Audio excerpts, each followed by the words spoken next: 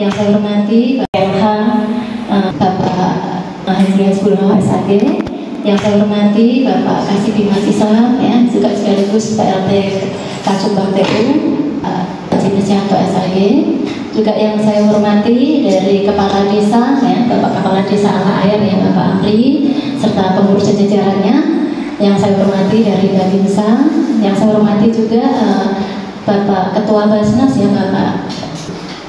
Terima kasih Pak, juga Bapak Ustadz yang hadir, Bapak Ibu tokoh agama, tokoh masyarakat yang hadir pada sore hari ini.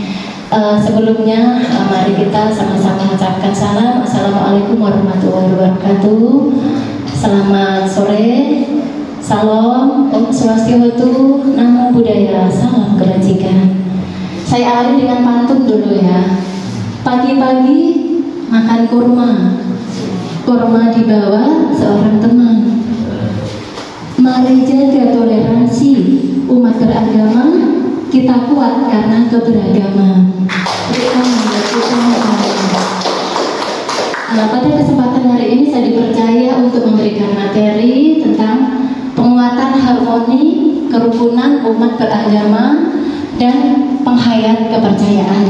Nah, ada pepatah tak kenal maka tak sayang. Jadi kalau nggak saling mengenal, mungkin saya juga mau menyapa Bapak Ibu juga, ini siapa ya, baru ketemu lupa namanya gitu ya. Sama saya kenalkan diri saya, nama saya Megawati, ya. Saya dari Kementerian Agama Kepulauan Meranti sebagai penyelenggara Buddha. Nah, saya lahir dari Jepara, dari Jawa Tengah, ya Bapak Ibu, ya. Dan juga di sini, ya, juga dari berbagai suku, agama, ya, dan juga tentunya dengan latar belakang tradisi dan budaya yang berbeda. Nah, ini ada beberapa agama, ya, di Indonesia, ya. Di sini juga yang hadir ada dari agama Islam, Kristen, Buddha. Tadi Bapak Kepala Desa menyampaikan ada berbagai macam agama di sini, tetapi semuanya rukun harmonis. Maka di Desa Ala Air ini terpilih sebagai pilot proyek dari Kementerian Agama sebagai kampung moderasi, ya. Kami terima kasih juga Bapak Kepala Desa, ya. Semoga nanti menjadi percontohan bagi desa-desa yang lain, dan tahun berikutnya juga ada kampung-kampung moderasi yang lain yang dibentuk. Nah, dan tidak hanya di kampung, termasuk kota moderasi juga perlu dibentuk, ya, karena nanti kampungnya udah rukun, nanti kotanya nggak rukun, akan kurang pas juga, ya. Nah, kenapa ini penting, ya? Kenapa menjadi program prioritas dari Kementerian Agama? Dan kenapa kita harus harmoni? Ada cuplikan video sebelum saya menyampaikan materi. Kalau sebenarnya materi Bapak Ibu para tokoh di sini sudah paham semuanya, ya. Nah, kenapa sih kita harus duduk bareng di sini? Punya kesibukan masing-masing. Kenapa kita harus meluangkan waktu silaturahmi di sini bersama? Ada hal penting yang ingin dicapai dari Kementerian Agama. Cuplikan videonya bisa diputar dulu, Pak. Ya, kenapa kita harus harmoni, ya? Nanti baru saya jelaskan dari materinya secara singkat. Yang Indonesia menangis, ya. Ini bukan film rekayasa tapi kisah nyata, ada cuplikannya.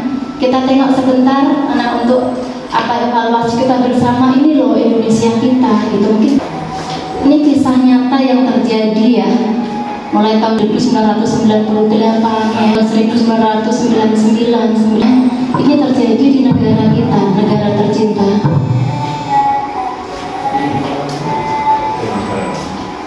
Ada di Ambon, ada di Aceh, ada di Sambas.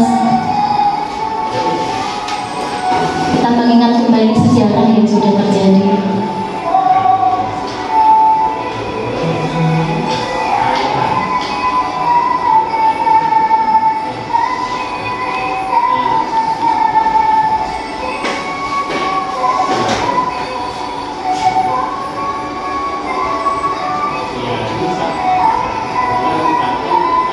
Korban-korban yang terjadi karena selisih paham, ya, antar suku, agama, ya. Jadi banyak sekali korban.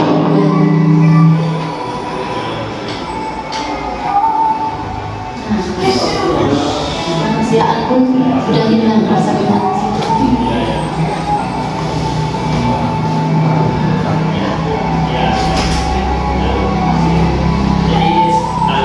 Janji tahun 98.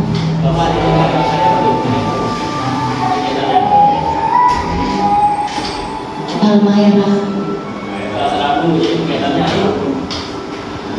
Ayat berkelimpangan di mana-mana.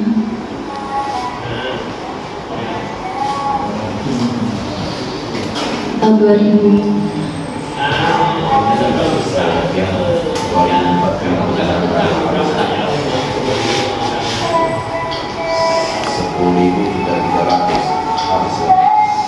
Terjadi di Ambon.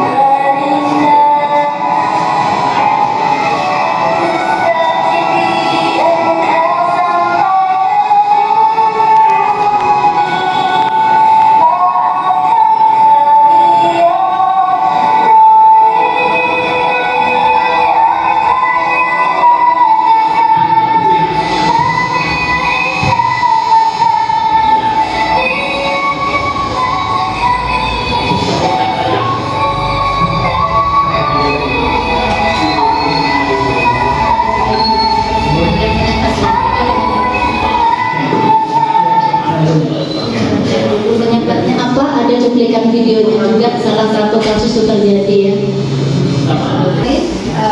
Cuplikan video singkat kenapa kita penting untuk terus saling bersilaturahmi untuk menjaga kerukunan, dan itu terjadi memang nyata ya di negara kita tercinta ini, dan kita berharap ya itu tidak terjadi di Riau ya.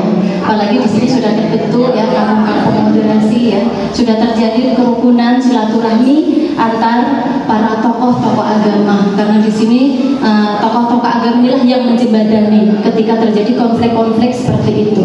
Sebenarnya awalnya bukan berawal dari masalah agama ya, tadi kan berawal dari masalah ekonomi yang timpang ya kan, dari transmigran yang dipindahkan ke Poso tadi, terus terjadi ketimpangan ekonomi, ada unsur politik ya kan, ada unsur politik juga akhirnya bisa menyulut perpecahan antar suku, antar agama gitu ya.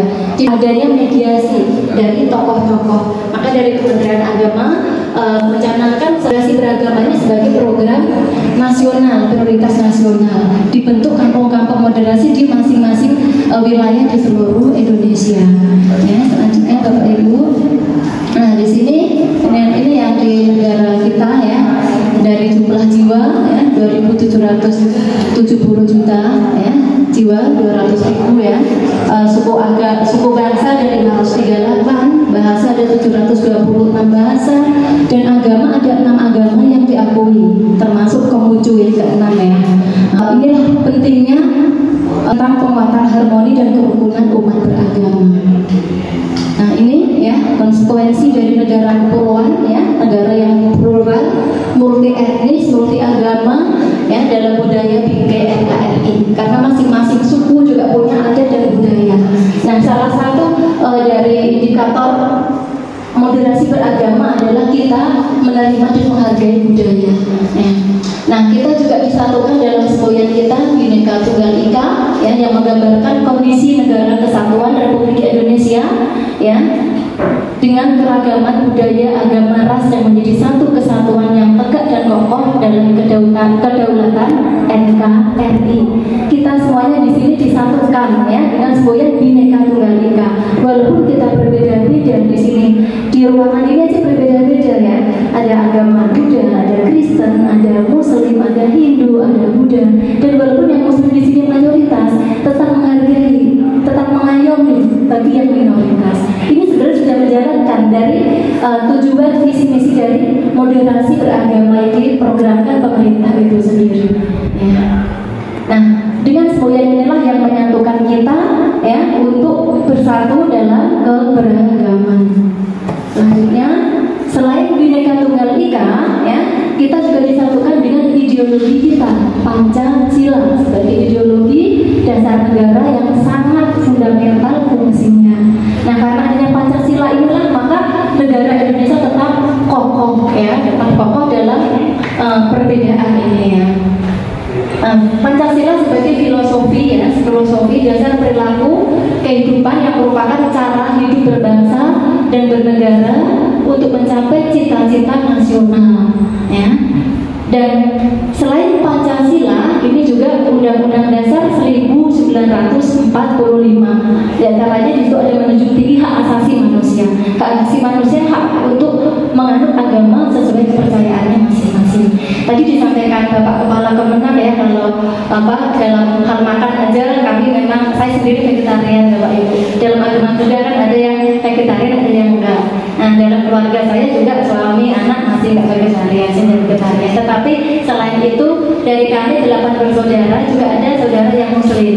Jadi 8 bersaudara ada 2 yang muslim. Dan kami tetap menjaga toleransi. Ketika di Raya Idul Fitri kami juga saling mengunjungi. Yang kakak juga yang ke rumah.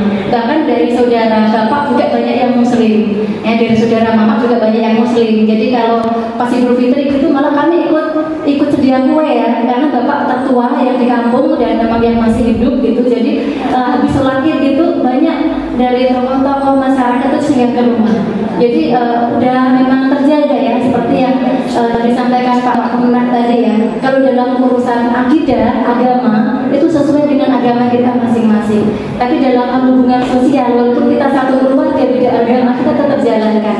Begitu pula di kampung-kampung ya, ketika Waisak itu kita juga sama-sama. Tapi dalam hal yang sosialnya bukan ibadahnya gitu ya. Selanjutnya dalam UUD 45 juga saling menghormati, menghargai pendapat orang lain, juga menghargai, menghormati hak dan kewajiban orang lain, termasuk hak dan kewajiban dalam menganut agama yang dituangkan dalam pasal 29 ayat 1 dan 2 ya. Selanjutnya tadi Pak Kemenang menyampaikan tentang piagam Madinah. Di Indonesia juga ada piagam Jakarta yang bisa menyatukan kita antara sebagai muslim agama, yang mana tertuang dalam piagam Jakarta ya. Ada perubahan ya dari latar belakang tersebut dalam piagam Jakarta. Yang ayat pertama ya, saya ambil kutipan ayat pertama aja. Pertama dari piagam Jakarta itu ketuhanan dengan kewajiban menjalankan syariat Islam bagi pemeluknya. Nah, tetapi dalam perubahannya ya, yang tertuang di Pancasila sebagai falsafah negara kita, itu cukup diambil ketuhanan yang Maha Esa. Karena Indonesia terdiri dari berbagai macam agama, jadi yang diambil ketuhanan yang Maha Esa. Karena sebutan Tuhan juga masing-masing agama berbeda, tapi intinya satu. Nah, seperti kalau kita manggil bapak kita, ada yang manggil bapak, ada yang manggil ayah, ada yang manggil mother, ada yang manggil papa ya. Tapi intinya tetap satu, bapak gitu pula ya. Ya, jadi begitu pula sebutan Tuhan, intinya satu, Tuhan yang Maha Esa gitu. Jadi ini untuk menyatukan beragamnya negara Indonesia terdiri dari berbagai macam agama. Dan bersyukur walaupun tadi kita ada kutipan video ya, yang memang ada perpecahan yang awalnya masalah-masalah sosial berujung ke agama, tapi bisa disatukan kembali, bisa dimediasi kembali dengan adanya tokoh-tokoh yang moderat. Maka di sini kita berkumpul di sini supaya nanti kita juga mencari kader untuk generasi kita, tidak hanya yang tokoh-tokoh yang sudah sepuh-sepuh ya, senior-senior, tetapi nanti diharapkan masing-masing daerah mencari kader untuk generasi muda. Karena kalau kita yang tua kan sudah bijak pola pikirnya ya, sudah memahami pentingnya harmoni dalam bermasyarakat. Tetapi kalau anak-anak muda kan kadang masih tergampang terpancing emosi, apalagi media sosial sekarang kan cepat sekali diakses ya. Ada konflik ini biasanya konflik itu terjadi negara asing berpengaruh ke kita. Yang anak-anak muda terbakar emosinya. Makanya tadi anak muda saling tawuran, membantai, bakar-bakar. Karena anak muda inilah memang yang harus kita benar-benar bimbing, kasih pemahaman tentang moderasi ini. Nah, kami berharap dengan adanya kampung moderasi, dengan adanya silaturahmi membahas tentang moderasi, nanti tercetus kader-kader generasi muda yang memang yang toleran ya, yang memang memiliki jiwa nasionalisme yang tinggi. Itu yang kami harapkan supaya negara kesatuan NKRI ini tetap kokoh ya, bersatu kembalinya.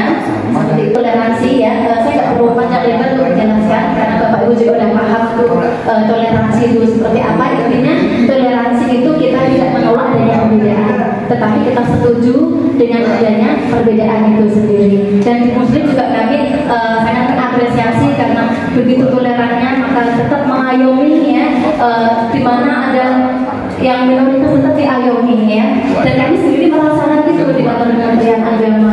Jadi memang kerukunan toleransi ini sangat terjaga sekali ya. Selanjutnya ini umat beragama ya, ini perlu kami jelaskan dengan waktu juga ada mau jam sholat ya Bapak Ibu. Nah ini kerukunan ya, kerukunan hidup umat beragama ini juga dijelaskan dalam peraturan bersama Menteri Agama dan Menteri Dalam Negeri nomor 9 dan 8 tahun 2006. Nah selain membahas atau tentang kerukunan umat beragama dalam peraturan bersama ini juga tentang pembangunan rumah ibadah. Maka ketika terjadi permasalahan kecil untuk pembangunan rumah ibadah, kami harapkan dari beberapa tokoh yang mulai dari MKUB juga tokoh masyarakat dari desa juga bisa memediasi supaya nanti tidak berkepanjangan. Karena ya dalam data kami juga sih belum, memang kalau untuk ketertiban dalam pendaftaran rumah ibadah ya memang belum maksimal. Tetapi di sini jangan dijadikan sebagai api untuk timbulnya perpecahan. Tetapi bagaimana kita memberikan solusi yang terbaik untuk masyarakat kita.